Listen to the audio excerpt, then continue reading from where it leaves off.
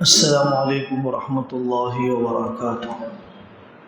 نحمده ونصلي على رسوله الكريم اما بعد اعوذ باللہ من الشیطان الرجیم بسم اللہ الرحمن الرحیم فلا وربك لا يؤمنون حتى يحكموك فيما شجر بينهم ثم لا يجدوا في أنفسهم حرجا مما قضيت ويسلموا تسلیما۔ صدق اللہ العظیم۔ اسلام دنیا کے سامنے کون سا جوڈیشیل سسٹم، عدالتی نظام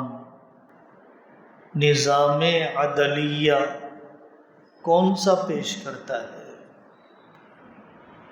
آپ نے اسلام کے عبادات کے نظام کو، معاملات کے نظام کو، معاشرت کے نظام کو، سیاست کے نظام کو کچھ نہ کچھ سنا ہے۔ اسلام کا عدالتی نظام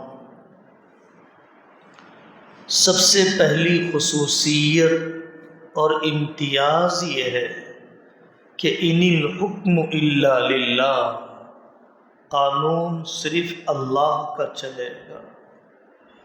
قانون سازی، قانون بنانے کا اختیار صرف اللہ کو ہے، کسی عدالت کو نہیں، کسی پارلیمنٹ کو نہیں۔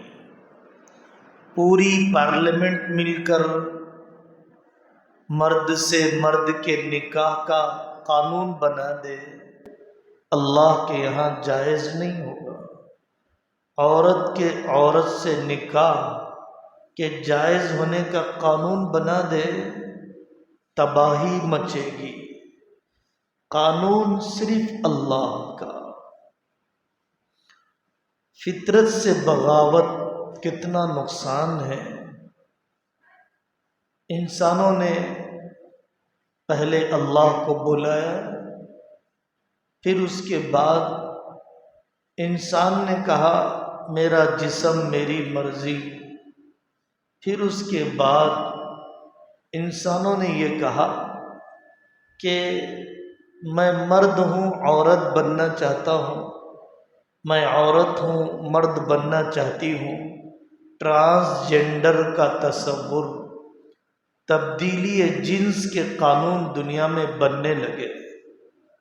اب اس کے بعد ہیومنز جینڈر، ہیومنز ٹرانسفر کا تصور دنیا میں آیا، ہیومنز ٹرانسفر کا تصور دنیا میں آیا۔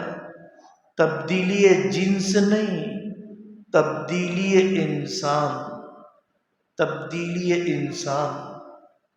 ہزاروں ویب سائٹس، سینکڑوں سائنٹسٹ اس پر کام کر رہے ہیں کہ انسان میں کتے کی طرح سونگھنے کی صلاحیت، بلی کی طرح جسم کی لچک، شاہین اور عقاب کی طرح دیکھنے کی استعداد اور شیر کی طرح بلند ہمتی اور دیگر حیوانوں میں جو خوبیاں پائی جاتی ہیں اس کے سیلز اس انسان میں منتقل کر کے اس کو اتنا اعلیٰ قسم کا انسان بنایا جائے۔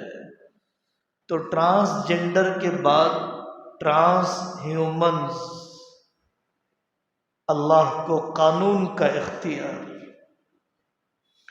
اللہ سے بڑا کوئی رحم والا نہیں، اللہ سے بڑا کوئی علم والا نہیں، اللہ سے بڑا کوئی طاقتور نہیں، اللہ سے زیادہ انسانوں کی فطرت کا جاننے والا نہیں۔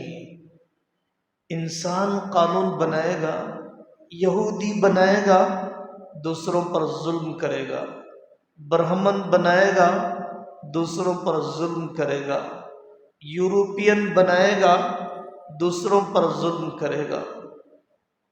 اذا مسہ الشر جزوعا واذا مسہ الخیر منوعا۔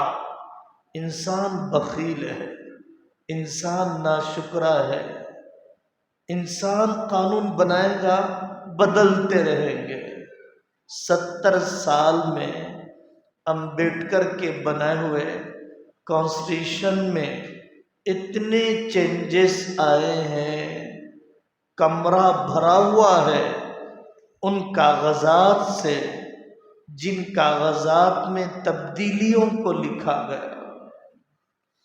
اللہ کا علم مکمل ہے، بدلتا نہیں ہے۔ 1400 سال سے نکاح کا جو قانون، طلاق کا جو ضابطہ، اولاد کی پرورش کے اصول، میراث کا جو قانون، سزا دینے کے جو گہرے اصول قرآن نے بتلائے ہیں، 1400 سال سے وہی ہے۔ اسلامی قانون کی دوسری خصوصیت یہ ہے کہ آدھی سے زیادہ دنیا پر اسلامی قانون مسلمانوں کی عملی کمزوری کے باوجود نافذ ہوتا رہا۔ خلافت عثمانیہ کا دور، اورنگزیب رحمۃ اللہ علیہ کا دور، خلافت اندلس کا دور نافذ ہوتا رہا۔ اس کو جتنے ذہین ترین رضاکار، بے لوث، خدا ترس، تقوی والے، ایکسپلین کرنے والے ملے ہیں، ایسے شارحین کسی کو نہیں ملے، ایسے قانون کے وضاحت کرنے والے کسی مذہب کو نہیں ملے۔ اسلامی قانون کی خاصیت یہ ہے کہ سزائیں سخت ہے۔ قتل کے ثابت ہونے کے بعد دھاردار طریقے سے سوچ سمجھ کر قتل کیا، قتل کے ثابت ہونے کے بعد قاتل سے کوئی ہمدردی نہیں ہے۔ دنیا کے قانون قاتل سے ہمدردی، 10 کو قتل کرتا ہے جیل میں جاتا ہے، پھر واپس آتا ہے، 2 کو قتل کرتا ہے، پھر آرام کرتا ہے، پھر واپس باہر آتا ہے۔ مجرم سے ہمدردی نہیں ہے، چور سے ہمدردی نہیں ہے۔ لوگ کہتے ہیں سزائیں سخت ہے۔ دنیا میں جہاں پر بھی اسلامی سزا نافذ رہی، وہاں پر قتل، چوری، قتل و غارت گری زیادہ ہوئی یا آج کی ایڈوانسڈ سمجھی جانے والی کنٹریز میں قتل زیادہ ہے؟ اسلام نے اپنے قانون کی بنیاد صرف ڈنڈے پر نہیں رکھی ہے، تصور آخرت پر رکھی ہے۔ حضرت ماعز اسلمی زنا ہو گیا، خود آ کر کہتے ہیں یا رسول اللہ میرے گناہ سے مجھے پاک کر دیجئے۔ امرأت غامدیہ، غامدی قبیلے کی عورت خود آ کر کہتی ہے، چور خود آ کر کہتا ہے طہرنی من ذنبی یا رسول اللہ، مجھے میرے گناہ سے پاک کر دیجئے۔ اسلام نے اپنے عدالتی نظام میں گواہوں کو مصیبت میں نہیں ڈالا، گواہوں کو مصیبت میں نہیں ڈالا۔ ایک طرف گواہوں کو حکم دیا وَلَا تَكْتُمُوا الشَّهَادَةَ، گواہی مت چھپاؤ، گواہی مت چھپاؤ، اور دوسری طرف قرآن نے کہا وَلَا يُضَارَّ كَاتِبٌ وَلَا شَهِيدٌ، ڈاکومنٹس لکھنے والے کو، گواہ بننے والے کو تکلیف نہ دی جائے۔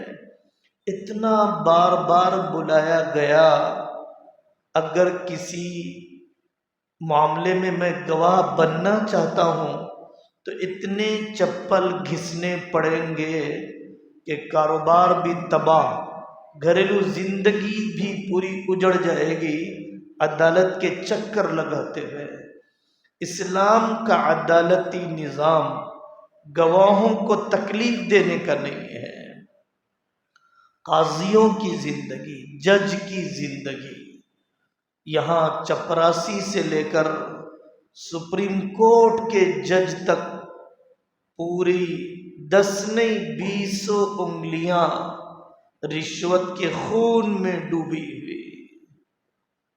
وہاں فائل کے اوپر نیچے رکھنے کے لیے رشوت ہے، وہاں تاریخ لینے کے لیے رشوت ہے، وہاں فاسٹ ٹریک میں لانے کے لیے رشوت ہے، وہاں قانون مظلوم کے لیے نافذ ہوتا ہے، غریب کے لیے نافذ ہوتا ہے، مالدار کے لیے نہیں نافذ ہوتا، ظالم کے لیے نافذ نہیں ہوتا۔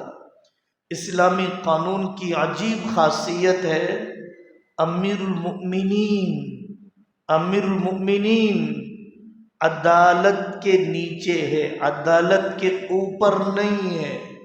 جوڈیشیل سسٹم سارے ایڈمنسٹریشن کے اوپر رہے گا، عدلیے کا نظام پوری سلطنت اور خلافت کے اوپر رہے گا۔ یہاں حضرت عمر رضی اللہ عنہ دربار میں برابر آ کر بیٹھتے ہیں، یہاں قاضی کے دربار میں ہارون رشید برابر آ کر بیٹھتے ہیں، یہاں اورنگزیب رحمۃ اللہ علیہ کا بھائی، اورنگزیب رحمۃ اللہ علیہ کے والد عدالت میں برابر آ کر بیٹھتے ہیں، یہاں اندلس کے عبد الرحمن الثانی اور خلافت عثمانیہ کے بعد بادشاہوں نے اپنے دامادوں کو سولی پر چڑھایا جب ان کا جرم ثابت ہو گیا۔ یہاں بادشاہ، بیوروکریٹس، صدر جمہوریہ، وزیر اعظم قانون سے ہٹ کر نہیں ہے۔ یہاں اعلان کیا جاتا ہے محمد کی بیٹی فاطمہ بھی اگر چوری کرتی ہے تو اس کا ہاتھ کاٹا جائے گا۔ یہاں سفارش میں قانون نہیں بدلا جاتا۔ انصاف جس ملک میں قائم ہے وہاں پر امن قائم ہے، جس ملک میں جس سرزمین پر انصاف کا خون کر دیا جاتا ہے وہاں امن باقی نہیں رہتا، وہاں امن باقی نہیں رہتا۔ صرف وطن سے محبت کے نعرے کافی نہیں ہیں، حقیقی انصاف کے قائم کرنے کی ضرورت ہے۔ حضرت عمر رضی اللہ عنہ مسجد میں بیٹھ جایا کرتے، اس کے بعد عدالت قائم ہوئی، انصاف کا حاصل کرنا آسان کیا گیا۔ اورنگزیب رحمۃ اللہ علیہ کے زمانے میں دربار کے باہر زنجیر لٹکا دی جاتی، 24 گھنٹے میں جب کوئی مظلوم آ جائے زنجیر ہلا دے محل کے باہر، بادشاہ اس کی فریاد کو سنے گا۔ بادشاہ سفر میں ہوا کرتے تھے تو دربار لگتا تھا، سڑک چلتے چلتے کوئی عورت روک لیتی اور یہ کہتی کہ مجھے اس پل پر انصاف دو گے یا پل صراط پر انصاف دو گے، مجھے اس پل پر انصاف دو گے یا پل صراط پر انصاف دو گے۔ یہاں انصاف کا حاصل کرنا آسان کیا گیا، یہاں قاضی تک پہنچنا آسان کر دیا گیا۔ وکالت کا پیشہ اکثر و بیشتر سب لوگ ایسے نہیں ہوتے ہیں، لیکن جب وکیل پیدا ہوا تو شیطان بے فکر ہو گیا کہ اب میری نسل بڑھ رہی ہے، اب مجھے محنت کی ضرورت نہیں ہے۔ اس وکیل کو اپنے موکل کی، اپنے آدمی کی اندھی حمایت کے بجائے پہلے دیکھنا چاہیے تھا کہ میں ظالم کا ساتھ دے رہا ہوں یا مظلوم کا ساتھ دے رہا ہوں، میں حق کا ساتھ دے رہا ہوں، میں ناحق کا ساتھ دے رہا ہوں۔ میں نے مینٹیننس کا مقدمہ صحیح ڈالا ہے یا ناجائز ڈالا ہے، میں اس عورت کے ساتھ رحم دلی کر رہا ہوں یا اپنی فیس وصول کرنے کے لیے اس کے خاندان کو توڑ رہا ہوں۔ اس وکیل کو یہ چاہیے تھا کہ یہ دونوں طرف کے وکیل محنت کر کے جج کو سچائی کی طرف لاتے، معاملے کی حقیقت کی طرف لاتے، نہ یہ کہ یہ دونوں وکیل دونوں کے مقدمے میں ایسی قانونی پیچیدگیوں میں الجھایا،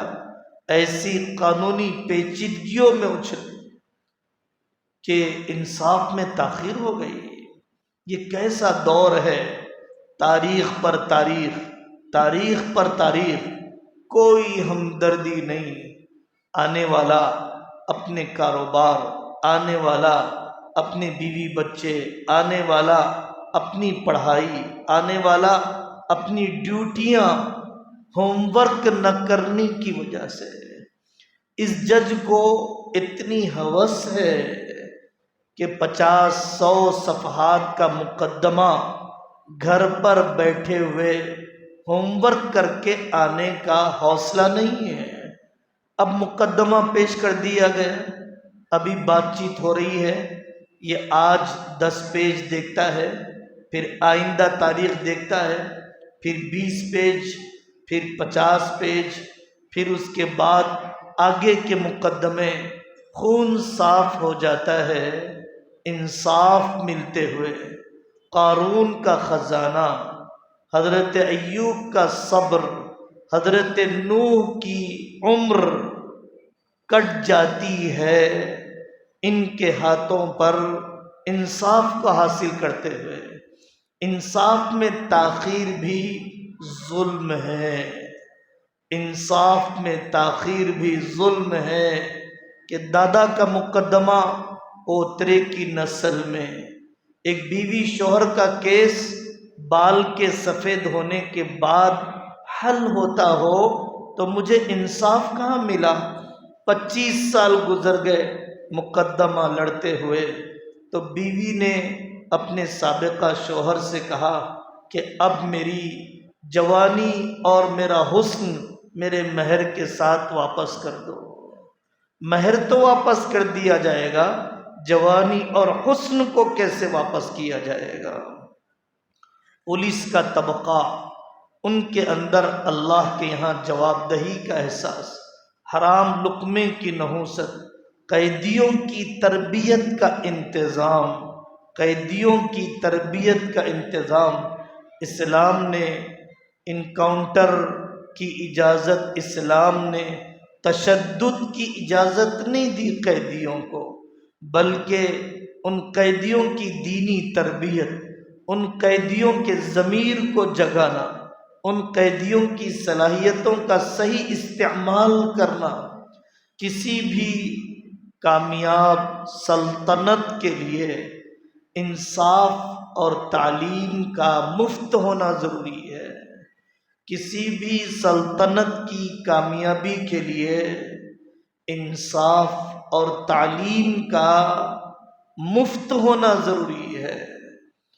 اس لیے میرے عزیزو، ہمیں چاہیے کہ مختلف میدانوں میں داعی بن کر آگے بڑھیں، مومنانہ صفات کے ساتھ آگے بڑھیں۔ جو اسلامی عدالتیں ہیں، علماء کی نگرانی میں چلنے والے کاؤنسلنگ سینٹر ہیں، یہ تو بڑا احسان کر رہے ہیں ہماری حکومتوں پر ان کا بوجھ ہلکا کرنے کے لیے، کیونکہ آدمی اپنے مذہبی رہنماؤں سے سننا چاہتا ہے۔ ہمیں چاہیے اپنے علماء کی رہبری، قرآن کی رہبری، شریعت کی رہبری، فلا وربک لا یؤمنون حتی یحکموک فیما شجر بینہم، ضد نے ان عدالتوں کو بھر کر رکھا ہے۔ جب ضد پوری ہو جاتی ہے تب آدمی کہتا ہے مجھے شریعت کو سننا ہے، حق کا فیصلہ نہیں چاہتا ہے، حق میں فیصلہ چاہتا ہے، حق کا فیصلہ نہیں چاہتا ہے، حق میں فیصلہ چاہتا ہے، بڑے بڑے بول نکل جاتے ہیں، میں نہیں مانتا مفتیوں کو، میں نہیں مانتا قرآن و شریعت کو، آدمی کافر ہو جاتا ہے اتنا بڑا بول بولنے کی وجہ سے۔ کیا اللہ نے ربانی علماء کو نہیں رکھا؟ فَاسْأَلُوا أَهْلَ الذِّكْرِ إِن كُنتُمْ لَا تَعْلَمُونَ۔ نسلوں میں دینداری تو نہیں چھوڑا، کیا جھگڑے ہی چھوڑ کر مرو گے؟ نسلوں میں قرآن و شریعت تو نہیں چھوڑا، کیا مقدمے بازیوں کی الجھنیں چھوڑ کر مرو گے؟ ہمیں قدر کرنا چاہیے، ہمیں عمل کرنا چاہیے۔ اللہ تعالی ہر قسم کی بے راہ روی سے ہماری حفاظت فرمائے، اسلام کے ہر نظام کے علم، عمل، تطبیق، تنفیذ کی قدر کرنے کی توفیق عطا فرمائے۔ وآخر دعوانا ان الحمد للہ رب العالمین۔